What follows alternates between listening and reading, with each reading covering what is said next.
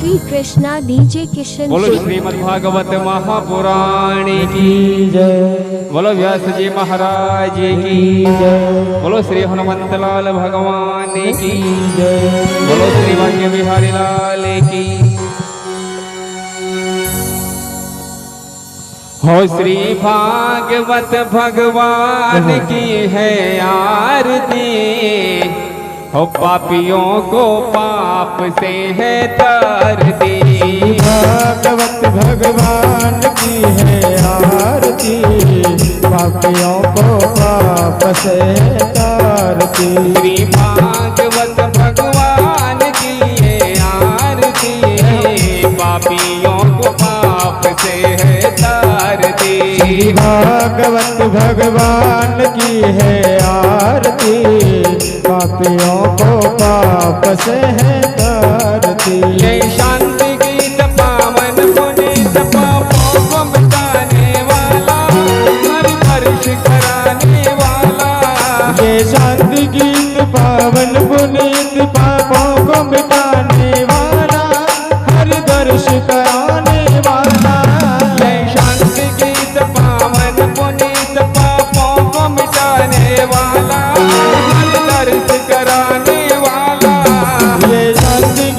पावन पुनीत पापों को मिटाने वाला, हर दर्श कराने वाला। ये सुख करनी ये दुख हरणी, ये सुख करनी ये दुख हरणी। ये सुख करनी ये दुख हरणी, ये सुख करनी ये दुख हरणी। श्री मधुसूदन की शाम की, पापियों को पाप से तार दी। भागवत भगवान की है आरती, पापियों को पाप से है तारती। ये मधुर बोल जगबंद कौन शन मर्ग बिगाने वाला, बिगड़ी को बनाने वाला। ये मधुर बोल जगबंद कौन सन मार्ग बताने वाला, बिगड़ी को बनाने वाला। श्री राम यही घनश्याम यही, श्री राम यही घनश्याम यही। राजा राम यही घनश्याम यही, राजा राम यही घनश्याम यही। प्रभु के मंगल की आरती, पापियों को पाप से है तार दी। भागवत भगवान की है आरती, पापियों को पाप से है तारती। ये अमर ग्रंथ ये मुक्ति पंथ, ये पंचम वेद निराला, नव ज्योति जगाने वाला। ये अमर ग्रंथ ये मुक्ति पंथ, ये पंचम वेद निराला, नव ज्योति जगाने वाला। हरि नाम यही हरि धाम यही, हरि नाम यही हरि धाम यही। हरि नाम यही हरि धाम यही, हरि नाम यही हरि धाम यही। प्रभु के महिमा की आरती, पापियों को पाप से है तारती। भागवत भगवान की है आरती, पापियों को पाप से है तारती। श्री भागवत भगवान की है आरती, पापियों को पाप से है तारती। भागवत भगवान की है आरती, पापियों को पाप से है तारती। कर्पूर गौरम करुणावतारम संसारिसारम भुजगेन्द्रहारम सदा वसंतम चारविंदे भवं भवानी सहितं नमामि। तुम्हें हो माता च पिता तुम्ही हो, तुम्ही हो बंधु सखा तुम्ही हो, तुम्ही हो विद्या द्रविणं तुम्ही हो, तुम्हें सर्वं मम देव देव, तुम्हें सर्वं मम देव देव, तुम्हें सर्वं मम देव देव, तुम्हें सर्वं देव देव।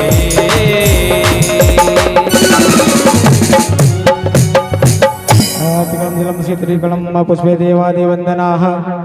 सभी अपने अपने हाथों में पुष्प लें और आज चतुर्थ दिवस की प्रथम श्री बालकृष्ण लाल के पुष्पांजलि करेंगे।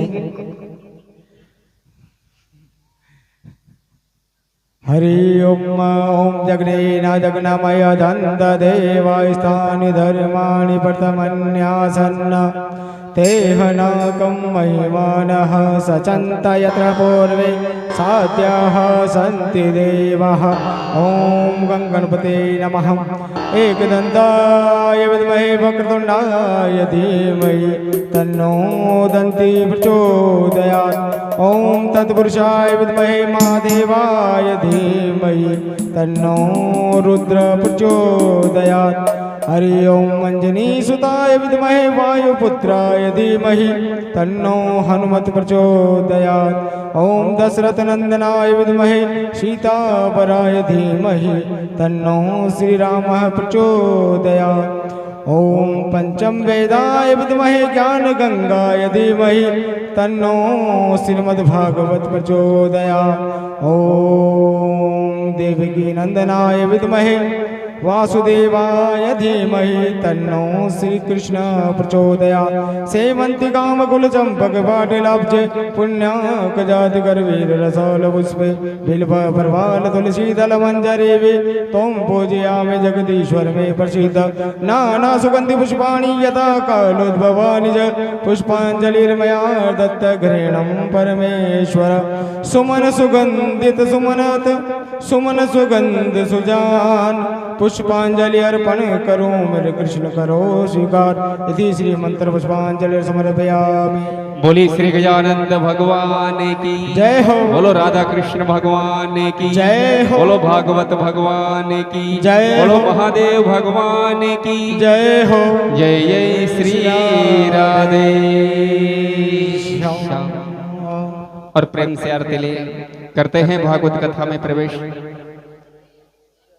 चलो चलो चलो चलो।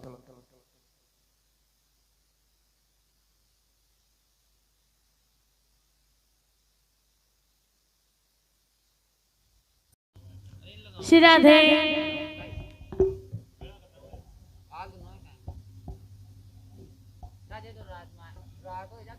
श्री राधे।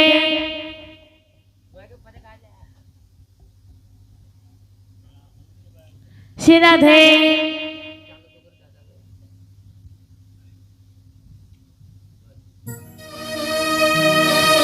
श्री राधे।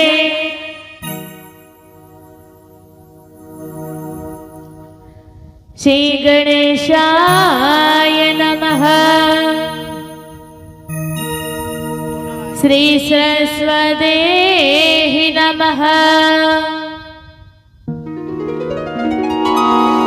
श्री रामानुजाय नमः। श्री हनुमते नमः। ओम कृष्णाय वासुदेवाय देवकी नंदनाय च नंद गोपी कुमाराय गोविंदाय नमो नमः।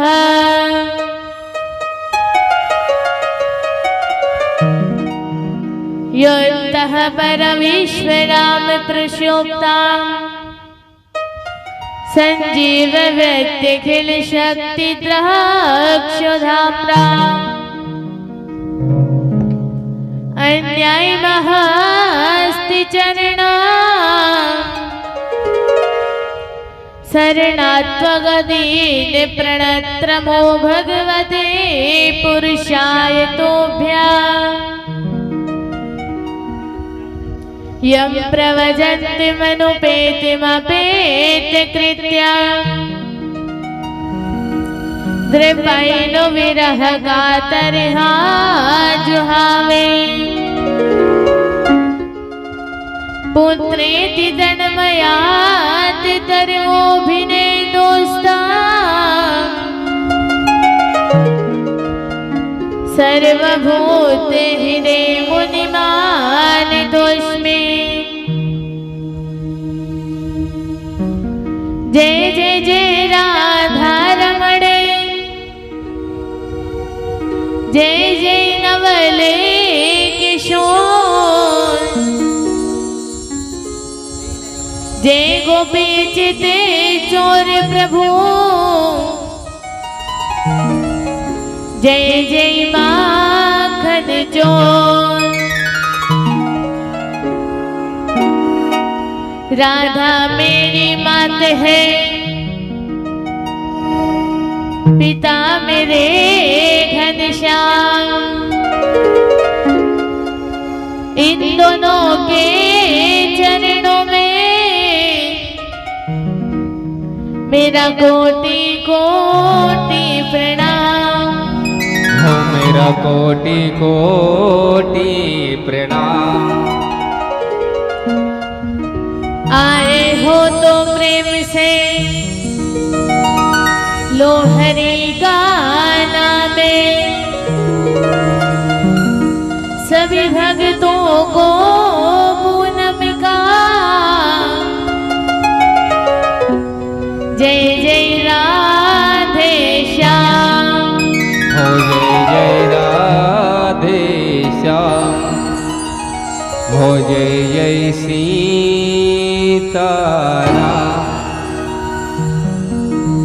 आइए मीठी मीठी तालियों के साथ में श्री राधा नाम का हम सब मिलकर के एक छोटा सा संग कीर्तन करते हैं।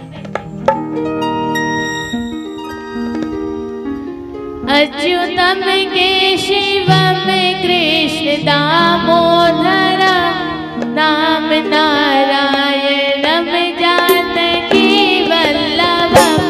अच्युतम केशवम कृष्ण दामोदरम राम नारायणम जानकी वल्लभम।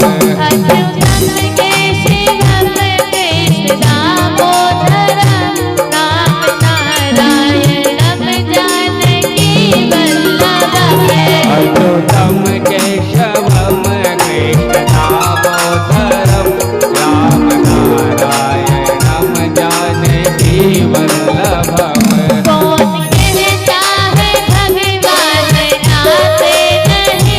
कौन कहता है भगवान आते नहीं।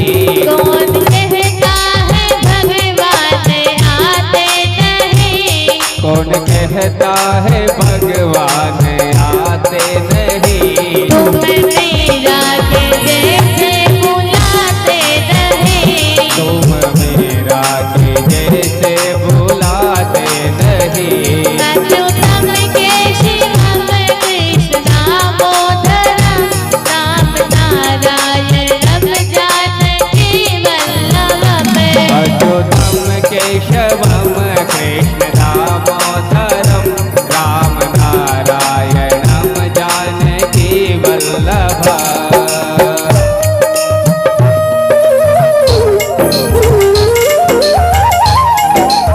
हरि बोल।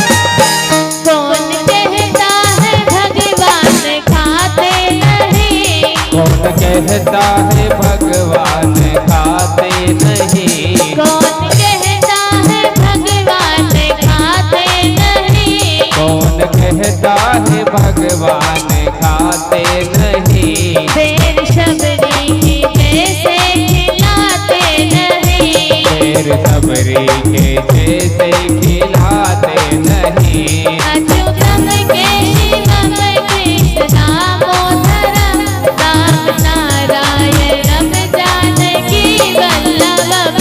अच्युतम केशवम कृष्ण दामोदरम राम नारायणम जानकी वल्लभम। राम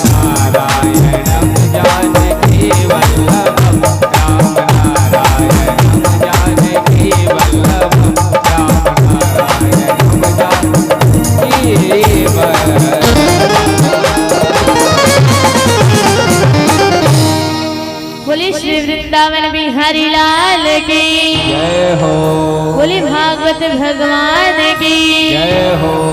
बोली सावरिया सेठ की जय हो। बोली लक्ष्मीनाथ भगवान की जय हो। बोली हनुमंत लाल भगवान की जय हो। श्री राम।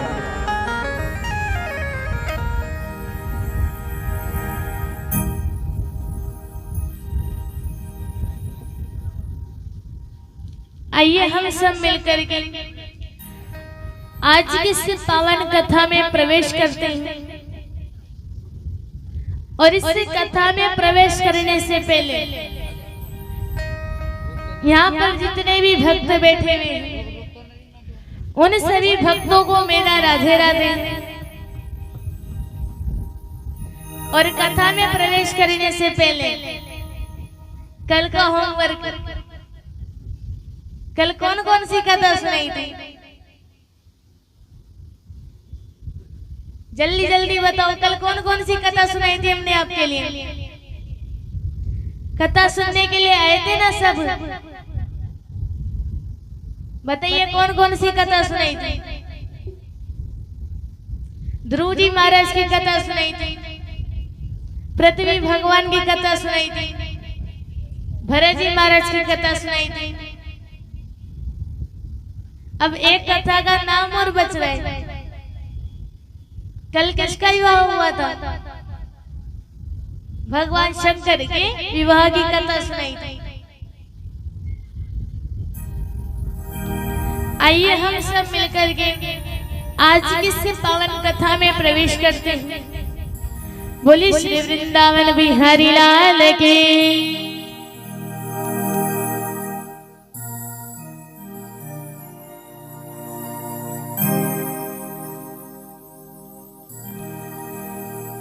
तो आज हरिद्वार में गंगा जी के किनारे श्री सुखदेव जी महाराज जी राजा परीक्षित के लिए कथा वर्णन करते हैं। सुखदेव जी महाराज कहते हैं कि हे राजा परीक्षित, अब हम आपके लिए आगे कथा वर्णन करते हैं, आप ध्यान से सुनिए।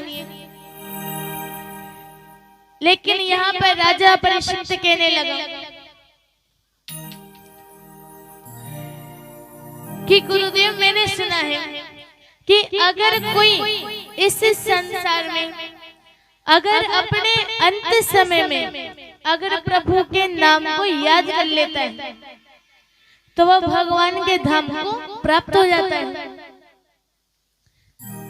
सुखदेव जी महाराज ने कहा कि राजा परीक्षित, यह एकदम सत्य बात है। अगर कोई मनुष्य प्रभु का अंत समय में नाम लेता है तो भगवान के धाम को प्राप्त हो जाता है। जैसे अपने हजामिल ने अपने अंत समय में जब यमराज के भयानक भयानक दूतों को देखा तो उनको देख करके 3 बार प्रभु का नाम लिया तो वैकुंठ धाम चला गया। इसलिए राजा परीक्षित, हमें जितना हो सके उतना प्रभु का नाम लेना चाहिए, जितना हो सके उतना उनकी भक्ति करनी चाहिए। अब ऐसा नहीं कि हजामिल ने अंत समय में नाम ले लिया तो वैकुंठ धाम चले गए। अब कोई मनुष्य सोच रहा होगा अगर ऐसी बात है तो हम जीवन भर पाप कर लेंगे और अंत समय में प्रभु के नाम को ले लेंगे जिससे वैकुंठ धाम चले जाएंगे। लेकिन ऐसा नहीं, हजामिल का जो पुत्र था उसका नाम था नारायण। हजामिल तो बार बार प्रभु के नाम को लेता रहता था, इसलिए वह वैकुंठ धाम चला गया। तो इसीलिए प्रभु की जितना हो सके उतना नाम लो, जितना हो सके उतनी उनकी भक्ति करो। और आप भी भक्ति करो और अपने जो छोटे छोटे बालक होते हैं उनको भी भगवान की भक्ति करना सीखो, क्योंकि आजकल उनको कोई भक्ति करना नहीं सिखाता, उनका नाम लेना नहीं सिखाता। अगर कह देंगे कि भाई बालकों को कथा में क्यों नहीं लेकर आए तो फिर कहेंगे अगर उनको कथा में लेकर आते तो वो बोर हो जाते। अगर कहीं घूमने लेकर जाते हैं तब तो बोर ही नहीं होते, कथा में लेकर आएंगे तो बोर हो जाएंगे। भगवान की भक्ति क्यों नहीं करने देते? वो बोर हो जाएंगे, अभी उनका काम नहीं है। लेकिन बालक को भी प्रभु का नाम लेना सीखो, उनकी भक्ति करना सीखो। क्योंकि जब बालक छोटा रहेगा, जब से अगर कथा में जाएगा, प्रभु की भक्ति करेगा, फिर उसका मन लगा रहेगा कि हमें स्नान आदि करने के बाद रोज पूजा करनी है। अगर फिर जब छोटे बालक रहेंगे, जब उनको कथा में लेकर जाएंगे, जब फिर बड़े होंगे, जब कथा होगी तो फिर कहेंगे जब छोटे थे तभी नहीं गए, तो अब जाकर क्या करेंगे?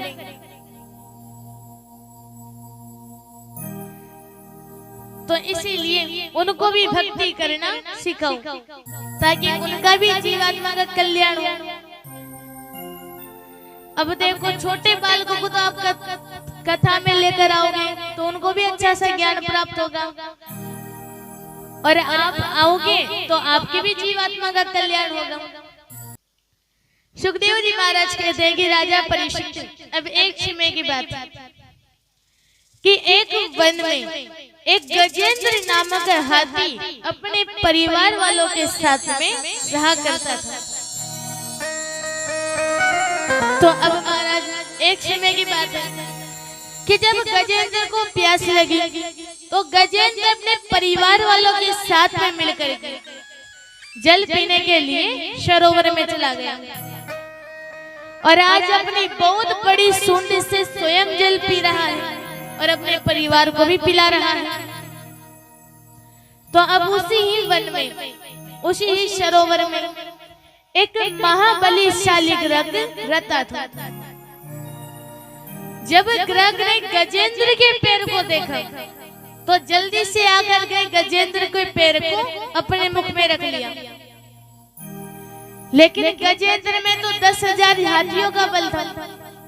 गजेंद्र को भी मानता कि मुझ में तो 10,000 हाथियों का बल है, मैं अपनी रक्षा स्वयं भी कर सकता हूँ।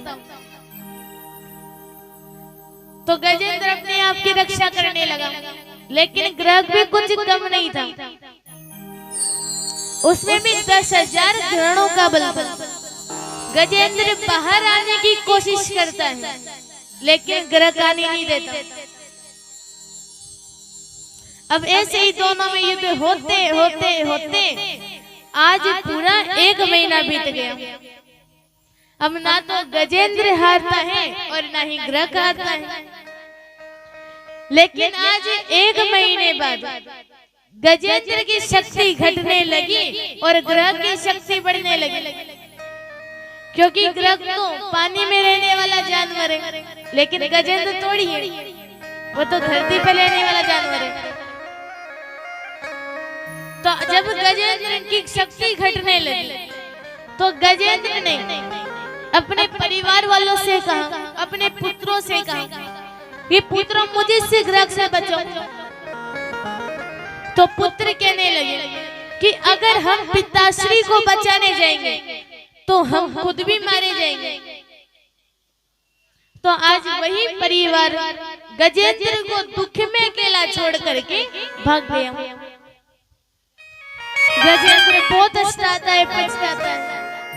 गजेंद्र कहने लगा कि जितना मन मैंने संसार में लगाया, परिवार में लगाया, अगर उतना मन में प्रभु की भक्ति में लगाता, उनकी भजन में लगाता, तो आज वह मेरी रक्षा करने के लिए अवश्य आता।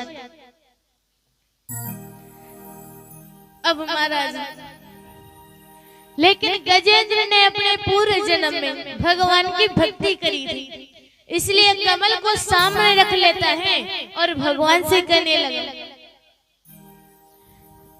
आज गजेंद्र भगवान से प्रार्थना करता है, नमो तस्मै एत चित्तात्मकं पुरुषाय धीबीजाय परेशाय धीमहि।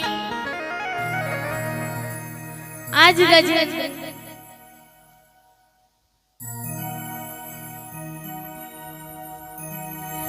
भगवान से प्रार्थना करता है। गजेंद्र कहने लगा कि प्रभु आप आइए और मुझे शीघ्र से बचाइए, क्योंकि मुझ में ऐसी शक्ति तो नहीं कि मैं आपको कृपया प्रणाम कर सकूं, इसलिए अब आप हमारी रक्षा कीजिए। जब गजेंद्र ने भगवान से प्रार्थना करी तो भगवान गरुड़ पर हाथ जोड़कर खड़े हो गए, लेकिन भगवान ने देखा कि आज गरुड़ भी धीमा चल रहा है, तो भगवान ने इतनी जोर की छलांग लगाई कि आज सीधा सरोवर के किनारे आ गए और अपने सुदर्शन चक्र से ग्रह का सिर काट दिया। बोले नारायण भगवान की जय हो। और आज भगवान ने गजेंद्र को अपने हाथों से बाहर निकाला, तो गजेंद्र ने हाथी की योनि को त्याग दिया, क्योंकि यही गजेंद्र एक पूर्व जन्म में एक इंद्रधूम नाम का राजा था। अब एक समय की बात है कि मध्याचल पर्वत की गुफा में जाकर प्रभु की तपस्या करने लगा, उनका ध्यान करने लगा। तो आज वहां पर अगस्त्य जी महाराज है।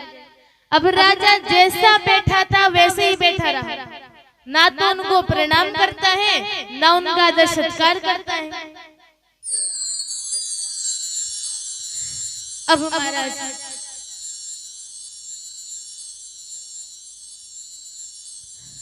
सुखदेव जी महाराज कहते हैं कि हे राजा परीक्षित, तो अब अगस्त्य जी महाराज ने देखा तो अगस्त्य जी महाराज को क्रोध आ गया। आज अगस्त्य जी महाराज कहने लगे कि राजा तुझे अपने धन पर इतना भी मान है, इसलिए जा मैं तेरे लिए श्राप देता हूँ कि तामेश्वरी गति को प्राप्त हो जाओ, अर्थात जिस प्रकार एक हाथी बैठा रहता है उसी प्रकार बैठे रहो। तो आज अगस्त्य जी महाराज श्राप दे करके वहां से चले गए।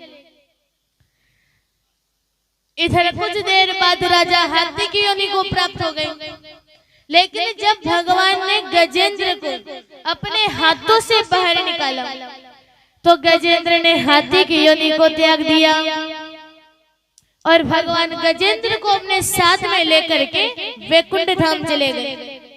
बोले वृंदावन बिहारी लाल की।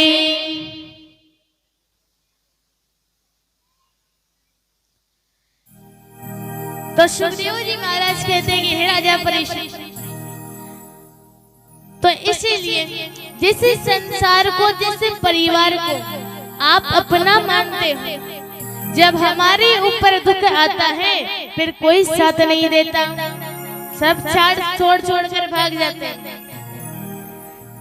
जो आप कहीं जाते हो घूमने के लिए, कोई रिश्तेदार मिलता है तो फोन नंबर ले लेते हो कि जब हमारे ऊपर दुख आएगा तब हमारे काम आएंगे, लेकिन जब दुख आते हैं तब कोई साथ नहीं देता, सब साथ छोड़ लेते हैं, क्योंकि सुख में तो संसार वाले याद आते हैं, परिवार वाले याद आते हैं कि ये मेरा संसार है, ये मेरा परिवार है।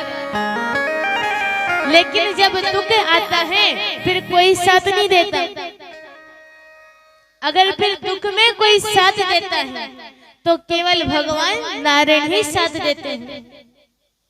तो इसीलिए जितना हो सके उतना प्रभु की भक्ति करो, उनकी कथा सुनो। और देखो, जिस मनुष्य ने संसार में बिल्कुल भी भगवान का नाम नहीं लिया, उनकी भक्ति नहीं करी, उनकी कथा नहीं सुनी, उस मनुष्य के बारे में किसी मनुष्य ने बड़ा सुंदर कहा है।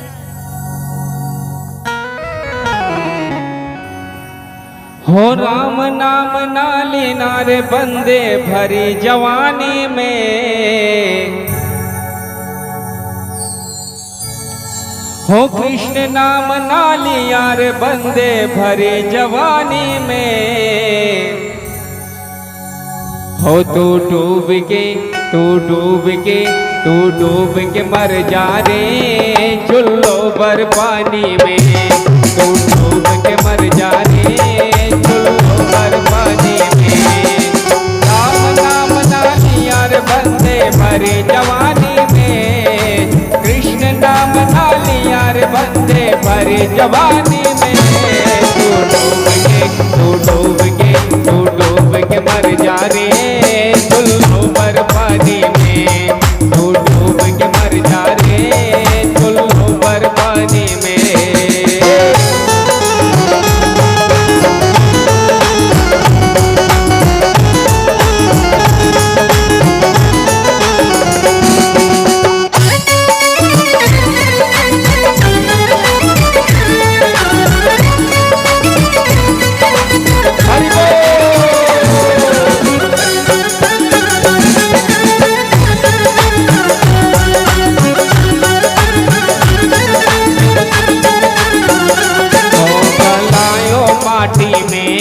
मिल जाई गोवाटी में।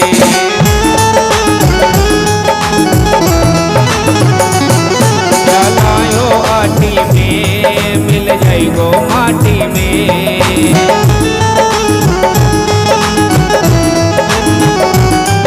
एक दिन काया तेरी कस जाएगी काटी में।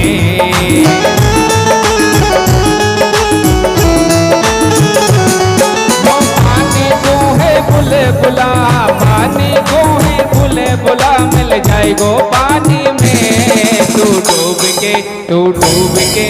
डूब के मर जा रे चुल्लू पर पानी में। तू डूब के मर जा रे चुल्लू पर पानी में। हरि बोल।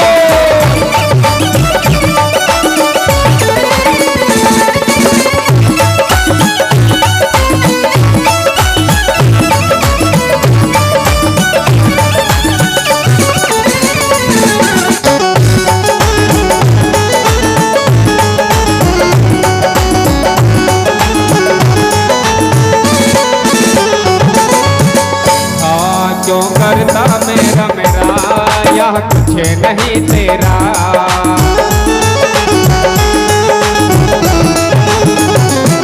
क्यों करता मेरा यह कुछ नहीं तेरा।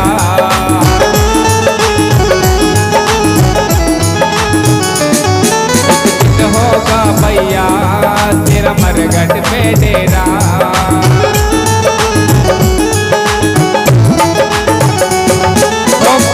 कमाई कर ले बंदे कछु कमाई कर ले बंदे ये जिंदगानी का।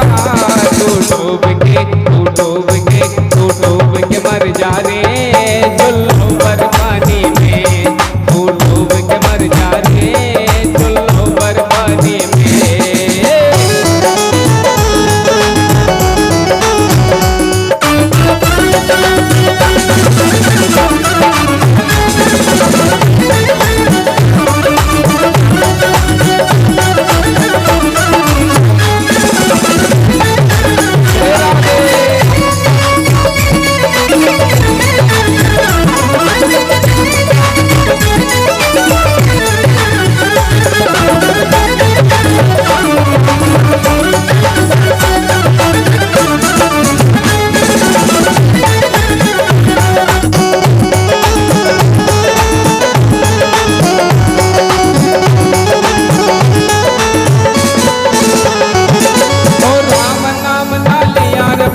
भरी जवानी में कृष्ण नाम नाली यार बंदे भरी जवानी में। तू डूब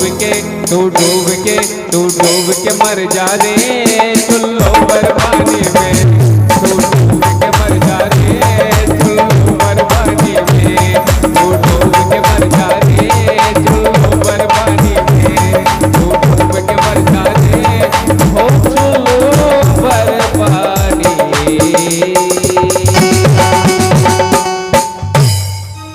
बोले श्री वृंदावन बिहारी लाल की हो।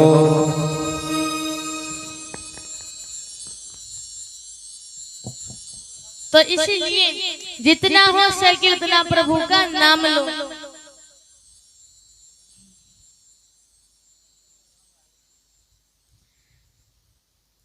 जितना हो सके उतनी प्रभु की कथा सुनो, उनका भजन करो। क्योंकि अगर प्रभु की कथा सुनोगे, भजन करोगे तो स्वर्ग चले जाओगे, अगर नहीं करोगे तो फिर नरक में जाना पड़ेगा। फिर भगवान से कहोगे प्रभु हमें एक बार बचा लो, अगर बच गए तो फिर आपके मंदिर में पूजा करवाएंगे, इसलिए एक बार बचा लो। लेकिन बचाना भगवान से क्यों कहना, उनकी कथा सुनो, उनका भजन करो, स्वर्ग चले जाओगे। क्योंकि ये स्वर्ग और नरक भगवान ने ही बनाए कि जो अच्छे कर्म करेगा वो स्वर्ग चला जाएगा, जो बुरे कर्म करेगा वो नरक में चला जाएगा। क्योंकि जो भी करते हैं भगवान सब उनकी इच्छा से करते हैं। भगवान ने संसार बनाया उनकी इच्छा से, जो भी आपके लिए दिया उनकी इच्छा से। और हमें भी तो बचपन से सिखाया गया है कि भगवान की इच्छा के बिना तो क्या नहीं होता, पत्ता भी नहीं हिलता।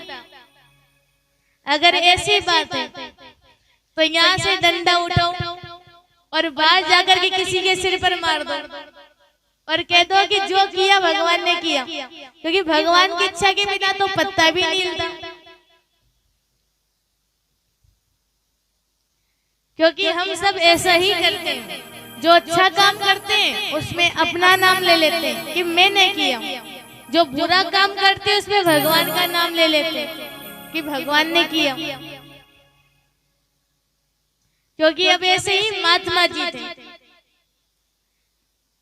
जिनकी एक गौशाला थी। अब एक गाय को वो लेकर के जा रहे थे, लेकिन खींच रहे थे तो भी वो मां से सिरक नहीं रही, किसी की नहीं रही, आगे वही चिपक गई। तो अब महात्मा जी को गुस्सा आ गया। महात्मा जी कहने लगे कि तो चली ही नहीं रही। तो महात्मा जी ने उठाया डंडा और गऊ के ऊपर मार दिया। जब डंडे की मारा तो गऊ की मृत्यु हो गई। अब यमराज जी आ गए लेने के लिए। यमराज जी कहने लगे कि तुमने तो गौ हत्या कर दी, और गौ हत्या तो जीवन में सबसे बड़ा पाप है, ये तुमने किया, अब चलो हमारे साथ। तो महात्मा जी कहने लगे कि हमने सिर्फ गाय को नहीं मारा, सब कुछ तो इंद्र ने किया, क्योंकि जो हमारे हाथ है ना वो तो इंद्र का प्रतीक है। इसीलिए जो भी किया वह इंद्र ने किया, हमने कुछ भी नहीं किया। इसलिए इंद्र को दंड दो, इंद्र को मारो। अब महाराज यमराज ने सुना तो इंद्र के पास चले गए। जाकर कहने लगे कि किसी ने नीचे गौ हत्या कर दी। जब उसको लेने गया तो वह कहने लगा कि हमने गौ को थोड़ी ही मारा है, हमारे जो हाथ है वह तो इंद्र के प्रतीक है, तो इसलिए इंद्र को दंड दो, इंद्र को सजा मिलनी चाहिए। राजा इंद्र ने सुना तो राजा इंद्र भेष बदल करके नीचे आया और उसकी गौशाला की तारीफ करने लगा। पेड़ पौधे लग रहे थे, उनकी तारीफ करने लगा कि ये पेड़ पौधे कितने अच्छे लग रहे हैं, सब कुछ अच्छी तरह से बनवा रखा है। तो महात्मा जी बीच में कूद पड़े। महात्मा जी कहने लगे कि ये सब जो भी किया वो मैंने किया, मैंने अपने इन हाथों से एक एक पौधे को लगाया है, उनकी बढ़िया सजावट की है, सब कुछ मैंने किया है। राजेंद्र कहने लगा कि लेकिन तुमने अपने हाथों से किया है, लेकिन हाथ तो इंद्र के प्रतीक होते, तो सब कुछ तो इंद्र ने किया, तुमने थोड़ी किया। तो महात्मा जी कहने लगे कि इंद्र ने कुछ भी नहीं किया, हाथ तो भगवान ने हमारे लिए दिए, तो सब कुछ तो मैंने ही किया। तो इंद्र ने यमराज जी को बुलाया। इंद्र कहने लगा कि अगर ये सब तूने किया है तो फिर ये गौ हत्या भी तूने की है, अब तू चल यमराज जी के साथ। तो कहने का तात्पर्य यही है कि जो हाथ पैर भगवान ने हमारे लिए दिए वो आपके ही है, भगवान ने आपके लिए सौंप दिए कि तू जो चाहे वो कर। लेकिन अगर हम हाथ से किसी की गौ हत्या कर देते हैं, किसी को मार देते हैं, तो भगवान का नाम ले लेते हैं। अगर कोई अच्छा काम करते हैं तो अपना नाम ले लेते हैं कि हमने किया, लेकिन जो भी करते हैं आप ही करते हैं। सुखदेव जी महाराज कहते हैं कि हे राजा परीक्षित, अब एक समय की बात है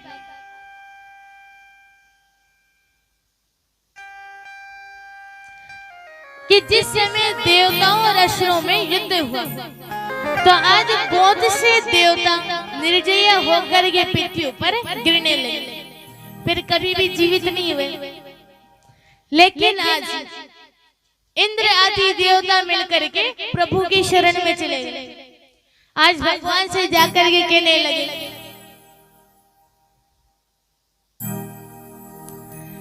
आज सारे इंद्र आदि देवता भगवान से प्रार्थना करते हैं, नारायणं शरणागतः, कि हे नारायण, इस समय असुर बड़े ही बलवान हो गए, हम उनको मारने में असमर्थ हैं, इसलिए अब आप हमारी रक्षा कीजिए क्योंकि हम आपकी शरण में आए। तो भगवान ने सुना तो अपने नेत्र खोले। भगवान कहने लगे कि देखो राजा इंद्र, जब सामने वाला शत्रु बलवान हो तो उससे युद्ध नहीं करना चाहिए, उससे तो मित्रता करनी चाहिए। इसलिए जाओ देवता और असुरों से मिलकर के जाकर के मित्रता करो, और सारे असुर व देवता मिलकर के समुद्र मंथन करो।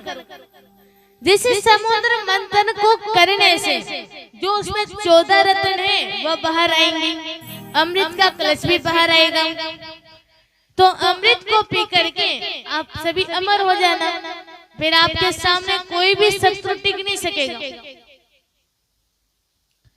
तो आज जब भगवान नारायण ने ऐसा उपाय बताया, तो सारे इंद्र आदि देवता मिलकर के राजा बलि के पास गए। जब राजा बलि ने इंद्र आदि देवताओं को देखा तो बिठाया, जल पिलाया और कहा कि आज इंद्र आदि देवता यहाँ पर, क्या बात है।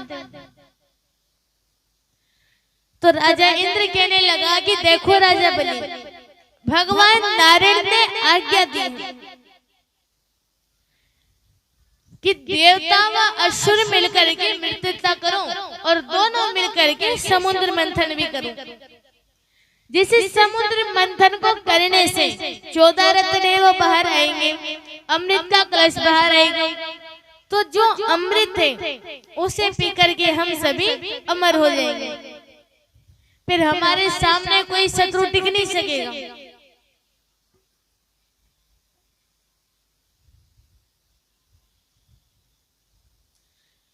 अब महाराज तो राजा बलि कहने लगा कि देखो भगवान नारायण ने तो बड़ा सुंदर निर्णय लिया है, लेकिन जो समुद्र मंथन को करने से जो पहला रत्न निकलेगा उस पर हक हमारा होगा, चाहे वह कुछ भी निकले। अगर अमृत निकले तो उस पर भी हक हमारा होगा, और चाहे कुछ और निकले उस पर भी हक हमारा होगा। राजा इंद्र ने कहा जैसी आपकी इच्छा। तो अब महाराज सारे देवता व असुर मिलकर के मद्राचल पर्वत को उखाड़ करके लेकर आए। अब मद्राचल पर्वत बहुत ही ज्यादा भारी था, तो समुद्र के नीचे जाने लगा, समुद्र के नीचे जाने लगा। तो अब महाराज जब ऐसा भगवान नारायण ने विग्रह होते हुए देखा, तो आज भगवान नारायण ने एक बड़े भारी कछुए का रूप धारण कर लिया और आज रूप धारण करके जल में प्रवेश कर गए। जल को चीरते चीरते चीरते मद्राचल पर्वत के पास गए, और आज उस मद्राचल पर्वत के पास जाकर के उस मद्राचल पर्वत को अपनी पीठ पर धारण कर लिया।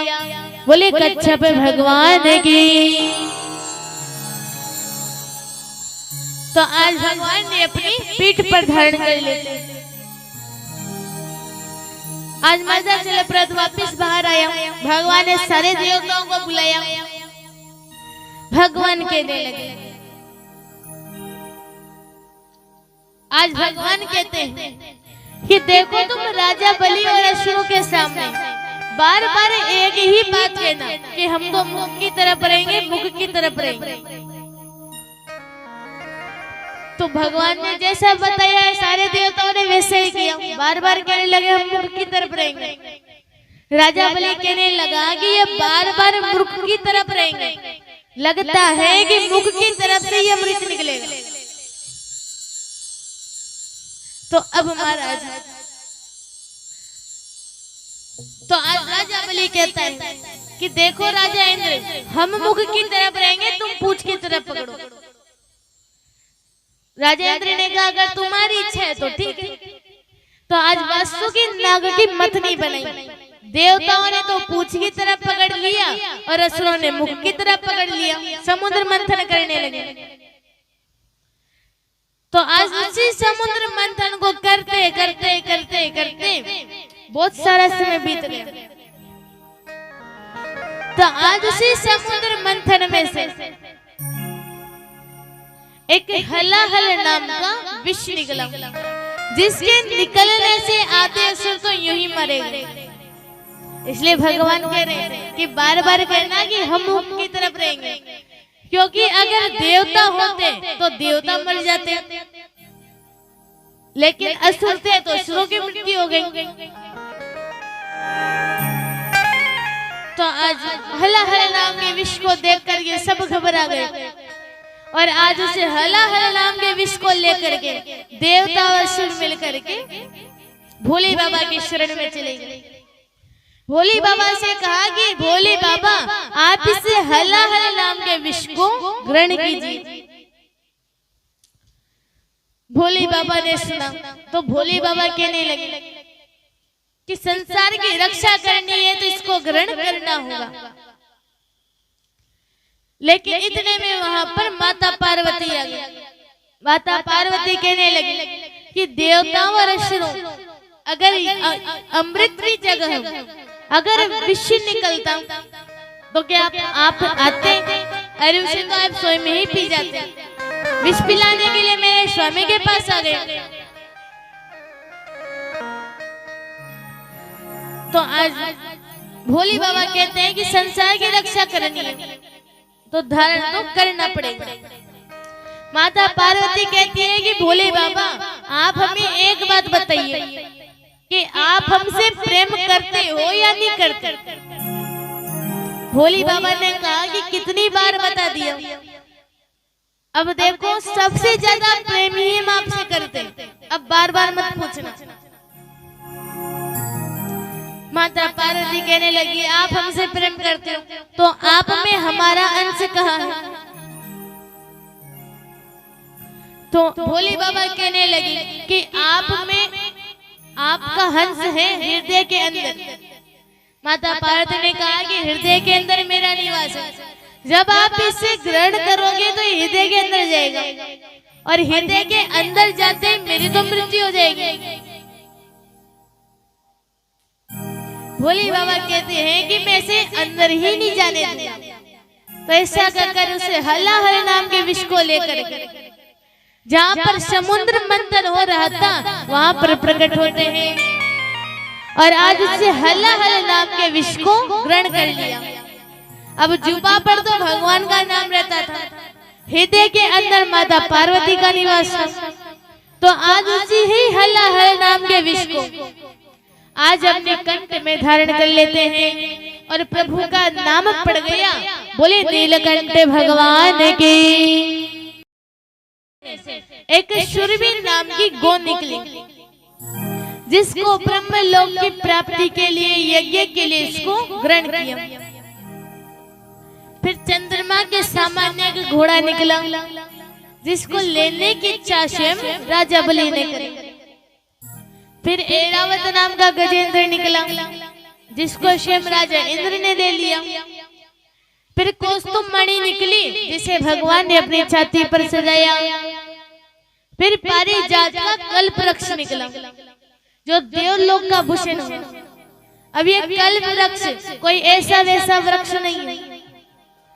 हम इस वृक्ष के नीचे खड़े होकर के जो भी वस्तु मांगेंगे ये वही वस्तु हमारे लिए प्रदान करेंगे।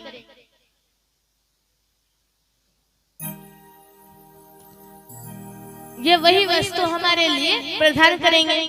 अगर इसके नीचे खड़े होकर हम प्रभु की भक्ति मांगेंगे तो वो भी हमारे लिए देंगे, अन्न मांगेंगे वो भी देंगे, और धन मांगे वो भी हमारे लिए प्रदान करेंगे। क्योंकि अब ऐसे ही एक मनुष्य था जो वन में जा रहा था। जब चलते चलते थक गया तो आज एक कल्प वृक्ष के नीचे जाकर के बैठ जाता है। तो अब महाराज कहने लगा कि चलते चलते बहुत थक गया, बड़ी जोर से भूख भी लग रही है, अगर कहीं से भोजन मिल जाता तो मैं भोजन कर लेता। जब उसने अपने मन में विचार किया, अब कल्पवृक्ष के नीचे तो बैठा था, तो आज जब उसने मन में विचार किया तो इतने में भोजन आ गया, उसने भोजन कर लिया। अब महाराज फिर कहने लगा कि भोजन तो कर लिया, अगर कहीं से जल मिल जाता तो मैं जल भी पी लेता। तो इतने में जल भी आ गया, उसने जल भी पी लिया। फिर कहने लगा कि भोजन भी कर लिया, जल भी पी लिया, अगर अब तो कहीं से बिस्तर मिल जाता तो मैं आराम भी कर लेता। तो इतने में बिस्तर भी आ गया, उसने आराम भी कर लिया। लेकिन अब अपने मन में विचार करने लगा कि मैंने भोजन मांगा तो भोजन आ गया, जल मांगा तो जल भी आ गया, और बिस्तर मांगा तो बिस्तर भी आ गया। कहीं इस वृक्ष के नीचे कोई भूत वूत तो नहीं जो कभी भी आ जाए और मुझे खा जाए। जब उसने अपने मन में विचार किया तो इतने में महाराज भूत भी आ गया और उसे खा भी गया। तो ये होता है कल्पवृक्ष, जो हम सभी की इच्छाओं को पूरा करता है। फिर इसके बाद अप्सराएं निकली जो देवलोक चली गई। फिर इसके बाद साक्षात माता लक्ष्मी जी प्रकट हुई, जिनके 4 हाथ थे। अब इनके हाथ में वरमाला थी। इन भगवती महालक्ष्मी जी की एक इच्छा थी कि जिसके भी गले में मैं ये वरमाला डालूंगी उसी से ही हमारा विवाह हो जाएगा। तो माता भगवती का स्वरूप बड़ा ही सुंदर।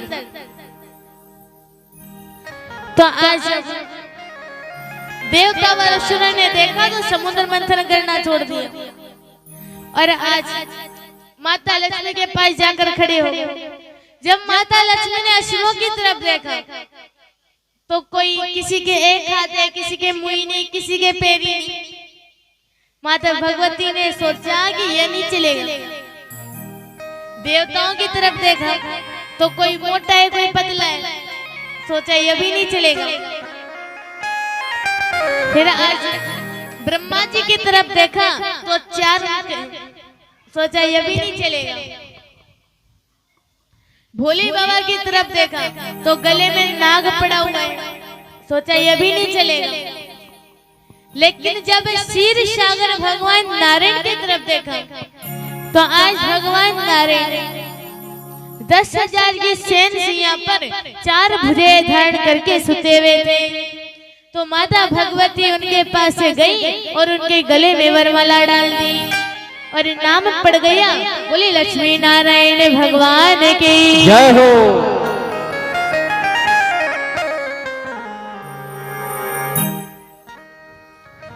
तो आज पहली बार भगवान का इस पृथ्वी पर विवाह संपन्न हुआ। अब महाराज सारे देवता जय जयकार करके वापस समुद्र मंथन करने लगे। तो फिर इसके बाद समुद्र मंथन में से साक्षात धन्यवती जी हाथ में अमृत के कलश को लेकर प्रकट हुए। जैसे ही असुर ने देखा तो समुद्र मंथन करना छोड़ दिया और असुर को लेकर भाग गए। अब सारे देवता दौड़े दौड़े गए भगवान नारायण की शरण में। आज सारे देवता जाकर के कहने लगे नारायणम शरणागतः कि हे नारायण, जिससे अमृत को पाने के लिए हमने यह समुद्र मंथन किया, उसको तो असुरी लेकर भाग गए, अब आप ही कुछ कीजिए। भगवान ने कहा कि देवताओं, तुमने मेहनत करी है तो मेहनत का फल तुम्हें ही मिलेगा, तुम चिंता मत करो। तो ऐसा कर करके भगवान ने एक मोहिनी रूप धारण कर लिया। बोले मोहिनी भगवान की जय हो। तो आज भगवान ने अपने आप का बड़ा सुंदर श्रृंगार किया। जब देवताओं ने देखा तो अमृत को भूल गए। आज जब ब्रह्मा जी ने विश्वमोहिनी को देखा तो सृष्टि रचना करना भूल गए। भोले बाबा ने विश्वमोहिनी को देखा तो माता पार्वती को भूल गए।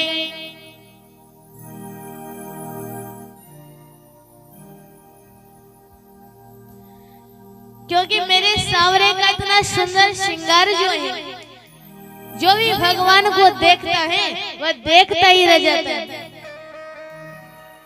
तो किसी भक्त ने बड़ा सुंदर कहा है, लूट कर ले गया दिल जिगर। सभी को मीठी मीठी तालियों के साथ में करना है। और ये आपके हाथ है ना, वो नीचे नहीं रहने चाहिए, सभी के ऊपर हाथ उठाओ। अच्छा चलो, भगवान का भजन कौन कौन न करना चाहता है?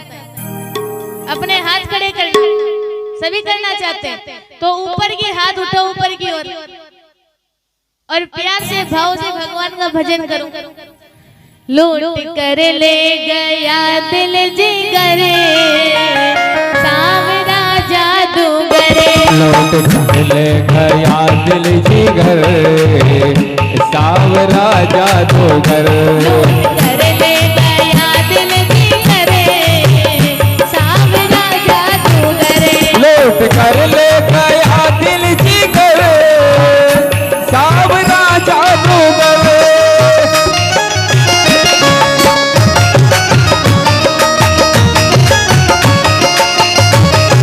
हरि बोल। मीठी मीठी तालियों के साथ में।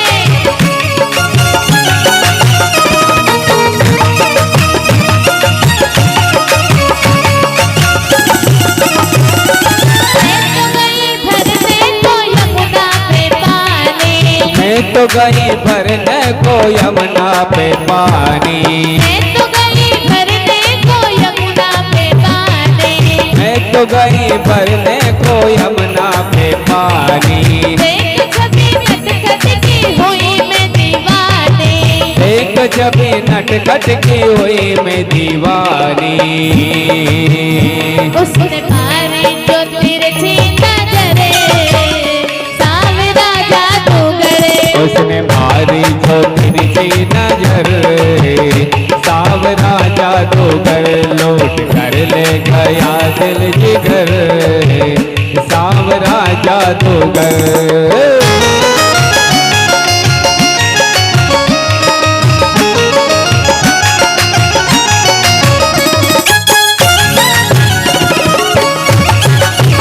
श्री राधे।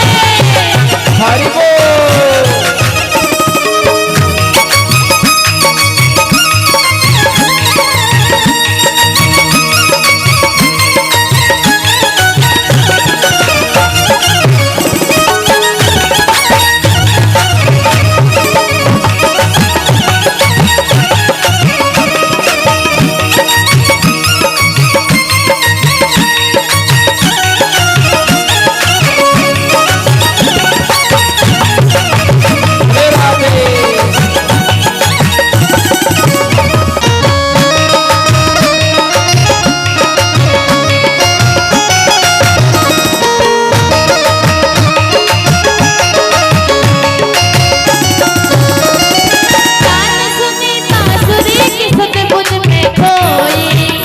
सुनी बांसुरी की सुध बुध में खोई। तान सुनी बांसुरी की सुध बुध में खोई। तान सुनी बांसुरी की सुध बुध में खोई। भूल गई लोक लाक बस तेरे में होई। भूल गई लोक लाख बस्तरी में होई। छोड़ कर तुझको जाऊं कहाँ, सावरा जादूगर।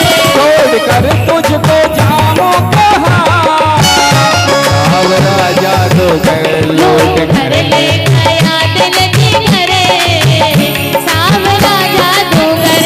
लौट कर ले गया दिल जिगर, सावरा जादूगर।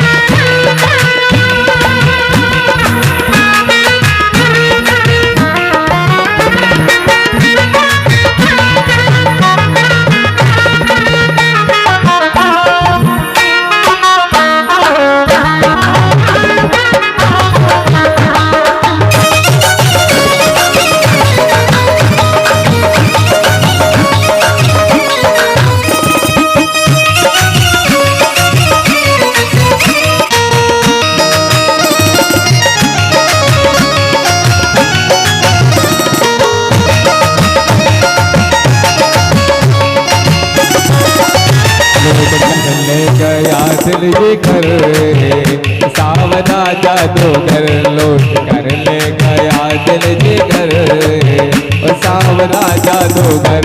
सावरा जादूगर, सावरा जादूगर, सावरा जादूगर, सावरा जादूगर।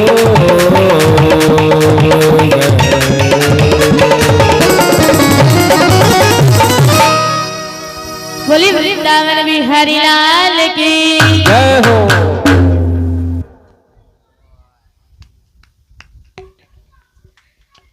तो आज भगवान विश्व मोहिनी का रूप धारण करके आकाश में चले गए और आज चलते चलते चलते जहां पर सारे असुर लड़ रहे थे अमृत के लिए, वहां पर चले जाते हैं। जब आज असुरों ने विश्व मोहिनी को देखा तो अमृत को भूल गए और आज राजा बलि मोहित होकर के कहने लगा कि तुम कौन हो, कहां से आई हो, कहां जा रही हो, तुम्हारा नाम क्या है, तुम्हारा काम भी क्या है। तो आज भगवान कहने लगे कि राजा बलि, मेरा नाम है विश्व मोहिनी और मेरा काम संसार में भ्रमण करना है और जहां भी मैं तू मैं देखती हूँ तो वहां जाकर के उनकी लड़ाई को बंद करवाती हूँ। मैं इतनी देर से देख रही हूँ कि आप सभी लड़ रहे हो, क्या बात है, किस लिए लड़ रहे हो, कौन सी चिंता है, कौन सा दुख आ गया। तो आज भगवान कहने लगे, राजा बलि कहता है कि देखो विश्व मोहिनी, तुम बिल्कुल सही समय पर आई।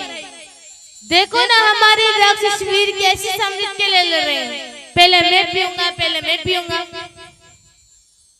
जब तुम आ ही गई हो तो अब तुम इनके क्रोध को शांत करो, अपने हाथों से जल पिलाओ और इनका झगड़ा दूर करो। भगवान कहने लगे कि तुमने किस प्रकार हमारा विश्वास कर लिया, नहीं तो हमारा तो कोई भी विश्वास नहीं करता।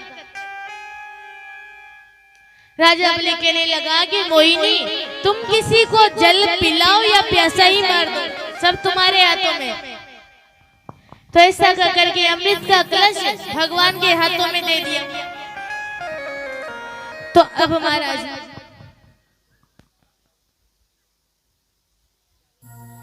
तो आज भगवान कहने लगे कि राजा बलि, इससे अमृत में देवताओं का भी भाग है, तो उनका भाग मैं उनके लिए भी देना चाहती हूँ। राजा बलि ने कहा कि जैसी तुम्हारी इच्छा, तुम्हारी जो इच्छा है वो करो। तो भगवान ने अगर भवन का निर्माण किया, एक तरफ तो देवताओं को बिठा दिया और एक तरफ असुरों को बिठा दिया। और आज भगवान ने देवताओं के लिए तो अमृत पिला दिया और असुरों के लिए मंदिरा पिला दिया। असुर तो मगन हो गए, लेकिन भगवान के इस छल को एक राहु नाम के दैत्य ने देख लिया। तो अब भगवान वह भी देवताओं का वेश बनाकर ये सूर्य चंद्रमा के पास जाकर बैठ गया। जब भगवान रखने लगे तो राहु ने भी याद कर दिए, भगवान ने रख दिया। तो आज सूर्य चंद्रमा कहने लगा कि प्रभु ये आपने क्या किया, ये तो राक्षस इसके लिए भी रख दिया। जब भगवान ने सुना तो आज भगवान ने अपने मोहिनी स्वरूप को बिगाड़ा और अपने असली रूप में आकर के आज हमने सुदर्शन चक्र से राहु का सिर काट दिया। बोली नारायण भगवान की।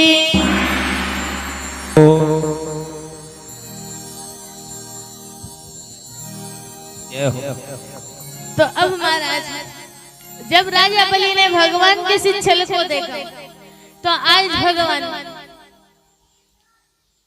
जब युद्ध करने लगा तो भगवान ने कहा कि देवताओं मैंने तुम्हें अमृत पिला करके मर कर दिया, जाओ तुम भी युद्ध करो। तो आज भगवान इतना कर करके अंतर्ध्यान हो गए और आज देवता व असुरों में युद्ध होने लगा। तो जो युद्ध हुआ वह संग्राम बन गया। आज जैसे ब्रज के बलि के मारे तो बलि का वध हो गया, सारे असुरों का वध हो गया। सारे देवता भगवान की जय जयकार करते करते चले गए। बोले वृंदावन बिहारी लाल की जय हो। अब महाराज इधर आज शुक्राचार्य जी महाराज ने सुना कि बलि का वध हो गया। तो आज जहाँ पर बलि मरा हुआ पड़ा है वहां पर चले गए और अपने जीवनी मंत्र से बलि को जीवित किया। बलि कहने लगा कि गुरुदेव आप हमें आशीर्वाद दीजिए कि हम सारी देवताओं पर विजय प्राप्त कर सकें। तो अब महाराज हम सारे ब्रज पर विजय प्राप्त कर सकें, यह मैं आशीर्वाद चाहिए। तो शुक्राचार्य जी महाराज कहने लगे कि बलि की कोई जरूरत नहीं है, हम आपसे 100 यज्ञ करवाएं। जिस यज्ञ को करने से इंद्र का पदवी को भी तुम प्राप्त कर लोगे और देवताओं का पद भी तुम्हारा हो जाएगा। क्योंकि संसार में प्रेरणा है कि अगर कोई मनुष्य 100 यज्ञ कर लेता है तो वह इंद्र की पदवी को प्राप्त कर लेता है। तो सरस्वती नदी के किनारे भृगुवंशी ब्राह्मण राजा बलि से यज्ञ करवाने लगे। आज एक यज्ञ हुआ, दूसरा, तीसरा, चौथा, पांचवा, छठा। आज धीरे धीरे धीरे 99 यज्ञ पूरे हो गए। अब इधर इंद्र आदि देवता घबराने लगे और दौड़े दौड़े अपनी माता अदिति के पास गए, क्योंकि कश्यप जी महाराज के 2 रानियां हैं। दिति जो असुरों की माता है और अदिति जो देवताओं की माता है। तो अपनी माता अदिति के पास गए। आज इंद्र आदि देवता जाकर कहने लगे कि माता राजा बलि मेरे राज्य को छीनने के लिए यज्ञ कर रहा है। अगर उसका ये यज्ञ सफल हो गया तो हम कहाँ जाएंगे, कहाँ रहेंगे। इतना करके सब चले गए। इधर माता अदिति दुखी होकर अपने भवन में बैठी, क्योंकि जब भी बालक के ऊपर संकट आता है तो सबसे पहले माता ही दुखी होती है।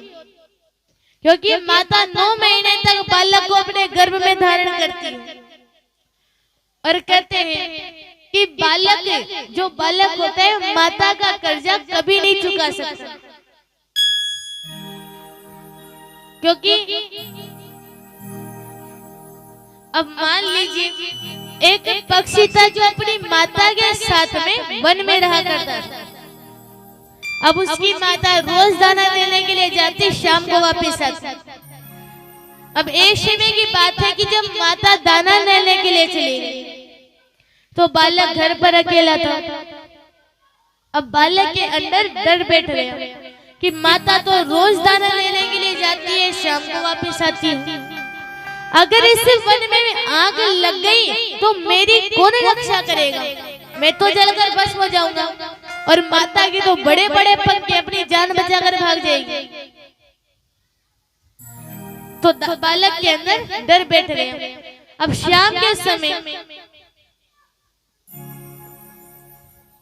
समय माता आई, बालक को भोजन करवाने लगी तो बालक ने इनकार कर दिया कि आज मैं भोजन नहीं करूंगा। माता ने कहा कि क्यों नहीं करेगा, क्या बात है? बालक कहने लगा कि माता आप तो रोज दाना लेने के लिए जाती हो, शाम को वापस आती हो। अगर इस वन में आग लग गई तो मेरी कौन रक्षा करेगा? तुम्हारे तो बड़े बड़े पंख हैं, तुम तो अपनी जान बचाकर भाग जाओगे, लेकिन मैं अपनी जान कैसे बचाऊंगा? तो अब महाराज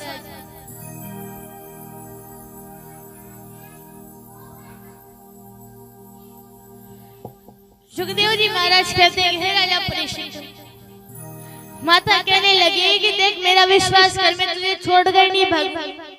बालक कहता है कि मुझे विश्वास नहीं, लेकिन अगर अपने पंखों को काट करके मेरे लिए दे दो तो मुझे विश्वास हो जाएगा। जब बालक ने कहा तो माता ने एक क्षण की भी देरी नहीं करी और अपने पंखों को काट करके बालक के लिए दे दिया।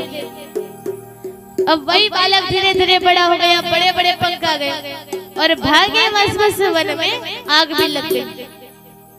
जब वन जलने लगा, जब आज वन जलने लगा तो आज माता ने कहा कि पुत्र वन जल रहा है, अपने प्राणों की रक्षा करके यहाँ से भाग जाओ।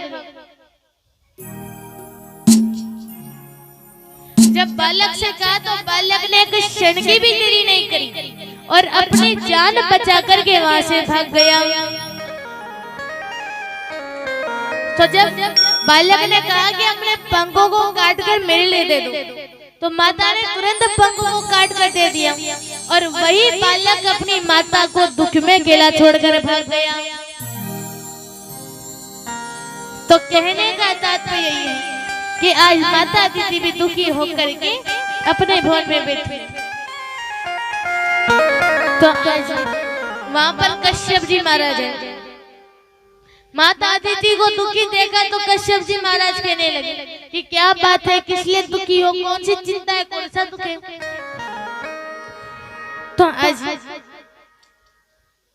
माता अदिति कहती हैं कि स्वामी आज मेरे सोते के पुत्र मेरे पुत्रों की लक्ष्मी को हरण करने का उपाय कर रहे हैं, केवल इस कारण दुखी। तो कश्यप जी महाराज ने सुना तो कश्यप जी महाराज कहने लगे अहो माया बलम स्वदमिंदं जगत, कि भगवान विष्णु की माया कैसी बलवान है, कौन किसका पुत्र और कौन किसकी माता, केवल जग मोह माया में फैला हुआ है। लेकिन तुमने पहली बार मुझसे कुछ मांगा है तो इसलिए मैं तुम्हें एक 12 दिन का व्रत बताता हूँ। ये फाल्गुन मास से एकादशी तक होता है। अगर तुम ध्यान से वचन से व्रत को करोगे तो जो भी तुम्हारी इच्छा है वो अवश्य पूरी होगी। तो जब कश्यप जी महाराज ने व्रत बताया तो आज माता अदिति व्रत करने लगी। आज एक व्रत हुआ, दूसरा, तीसरा, चौथा, पांचवा, आज धीरे धीरे 12 दिन बीत गए। आज माता अदिति छोटी सी कुटिया में भगवान को याद करती है। याद करते करते आंखों में आंसू आ गए और सच्चे भाव और सच्चे मन से भगवान से प्रार्थना करती है। आज माता अदिति भगवान से कहने लगी हो मेरा छोटा सा संसार, हो हरिया जाओ एक बार, मेरा छोटा सा संसार हरिया जाओ एक बार।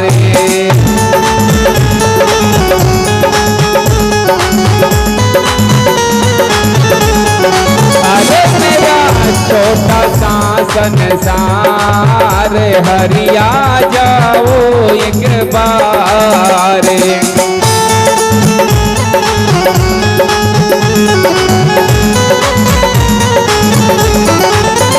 हरिया जाओ, हरिया जाओ, हरिया जाओ, हरिया जाओ। मेरा छोटा सा संसार, हरिया जाओ एक बार। मेरा छोटा सा संसार, हरिया जाओ एक बार।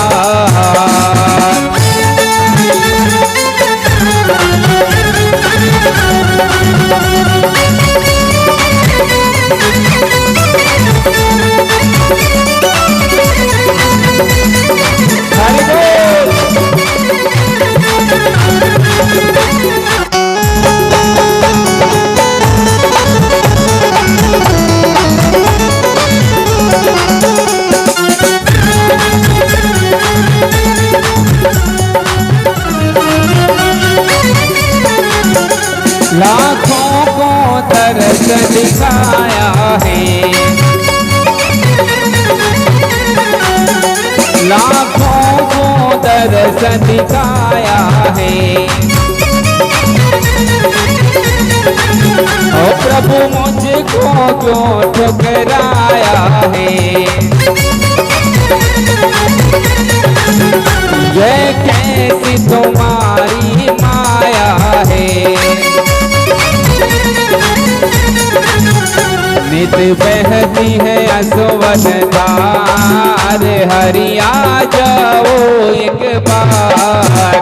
मेरा छोटा सा संसार, हरिया जाओ एक बार।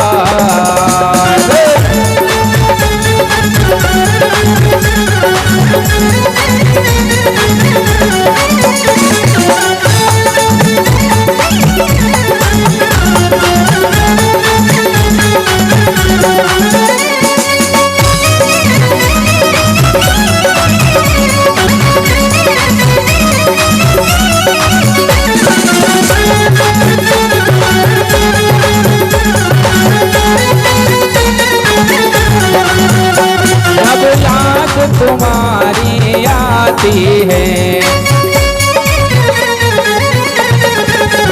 तन मन की सुध बिसराती है। ओ जब याद तुम्हारी आती है, तन मन की सुध बिसराती है। अब दर्शन दो सरकार, हरिया जाओ एक बार। मेरा छोटा सा संसार, हरिया जाओ एक बार। सुदर्शन चक्र से मेरी रक्षा करो। तो भगवान कहने लगे कि मैं भी आपकी रक्षा नहीं कर सकता, क्योंकि मैं भी एक भक्त के अधीन हूँ।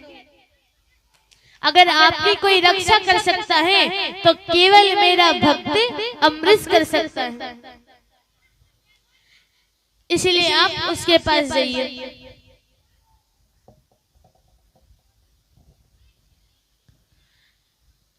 तो आज जब दुर्वासा जी महाराज अमृत जी महाराज के पास गए तो सुदर्शन चक्र के अमृत जी महाराज ने स्तुति करी, तो सुदर्शन चक्र शांत हो गया। तो अगर किसी भी माता बहन भाई पुरुष को अगर व्रत करना है तो ऐसा ही व्रत करो जिससे भगवान भी अधीन हो जाए।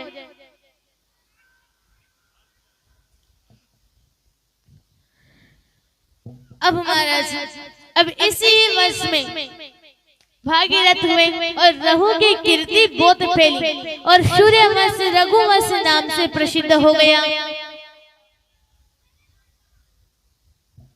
रघुवंश नाम से प्रसिद्ध हो जाता है।